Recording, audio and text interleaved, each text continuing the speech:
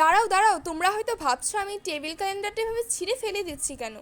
তার পিছনে একটা বড় রহস্য লুকিয়ে আছে, চলো তাহলে রহস্যটা দেখে আসি। আমি টেবিল ক্যালেন্ডারের সবগুলো পেজ ছিঁড়ে ফেলার পর যে অংশটা বাকি আছে সেটাকে এখন আমি ভালোভাবে মুছে নিচ্ছি। যে ধুলাবালিগুলো আছে সবগুলো পরিষ্কার করে নিয়েছি।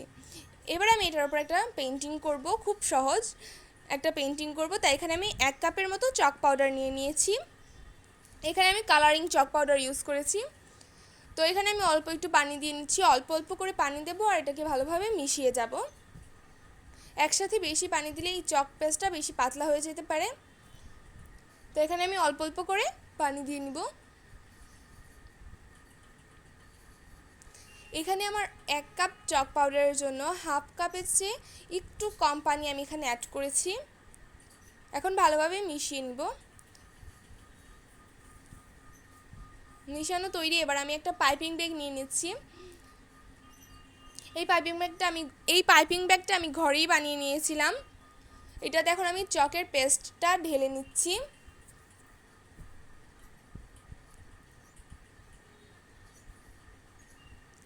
এবার আমি পেন্টিংটা শুরু করব। আমি একটা সহজ পেন্টিং করছি, তো সহজ এবং সহজ একটা পেন্টিং করছি।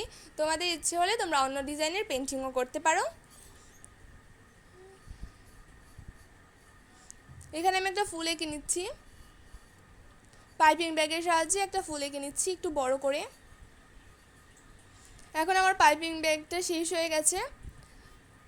পাইপিং ব্যাগের ভিতরে থাকা চক পেস্টটা শেষ হয়ে গেছে, তাই আমি আবার ঢুকিয়ে নিচ্ছি। কারণ আমার পাইপিং ব্যাগটা ছোট, তাই শেষ হয়ে গেছে। তোমরা চাইলে তোমরা একটা বড় পাইপিং ব্যাগ নিয়ে নেবে, তাহলে সবটা কাজ একসাথে করতে পারবে। এখন আমি আরেকটা ফুল ড্র করে নিচ্ছি। আর আমার ভিডিওটা তোমাদের ভালো লাগলে অবশ্যই লাইক, কমেন্ট এবং শেয়ার করবে এবং সাবস্ক্রাইব করে আমার পাশেই থেকো। আমি এখন সবগুলো ফুল করে নিয়েছি। তারপরে ফুলের মাঝখান দিয়ে আমি কয়েকটা ফোঁটাও দিয়ে নিয়েছি, তোমরা দেখতেই পাচ্ছ। এবার আমি এটাকে শুকাতে দিব। 2 ঘন্টার জন্য বা 1 ঘন্টার জন্য শুকাতে দিলেই হয়ে যাবে। তো 2 ঘন্টা পরে আবার তোমাদের সাথে দেখা হচ্ছে। 2 ঘন্টা পরে আমি চলে এসেছি, এটা প্রপার শুকিয়ে গেছে।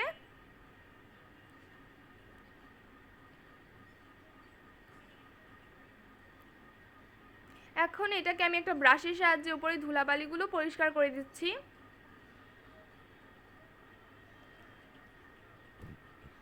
কারণটা আমি রোদে শুকাতে দিয়েছিলাম, ধুলাবালি পড়তেই পারে, তাই আমি ভালোভাবে একটা ব্রাশের সাহায্যে ধুলাবালিগুলো পরিষ্কার করে দিচ্ছি।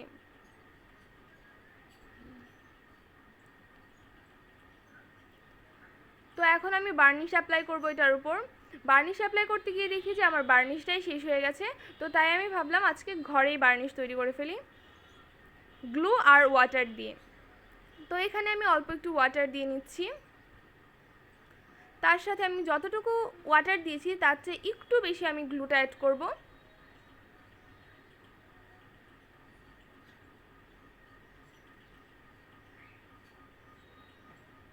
এখন আমি ভালোভাবে এটাকে মিক্স করব, ভালোভাবে মিশিয়ে নেব। এখন যতক্ষণ পর্যন্ত গ্লু এবং ওয়াটারটা একসাথে মিশে না যায় ততক্ষণ পর্যন্ত আমরা মিশাতেই থাকব। আমার মিশানো হয়ে গেছে, এবার আমি পেন্টিংয়ের উপর অ্যাপ্লাই করব।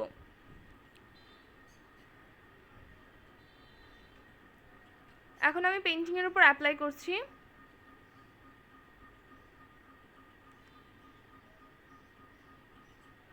আমি একটা তুলির সাহায্যে সবগুলো পেন্টিংয়ের উপর অ্যাপ্লাই করে দিচ্ছি। আমি শুধু যেই জায়গায় চক দিয়ে পেন্ট করেছি সেই জায়গাটাই করব। বার্নিশ অ্যাপ্লাই করলে কিন্তু পেন্টিং দেখতে আরও বেশি সুন্দর লাগে, একটু বেশি চকচক করে।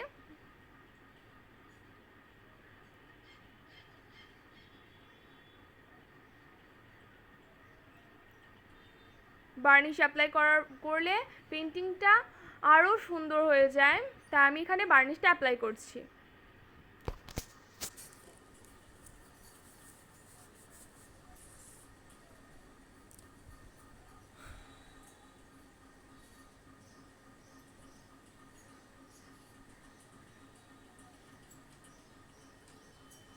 তো আমি আস্তে আস্তে সবগুলো ফুলেই আমি বার্নিশগুলো অ্যাপ্লাই করে নিচ্ছি।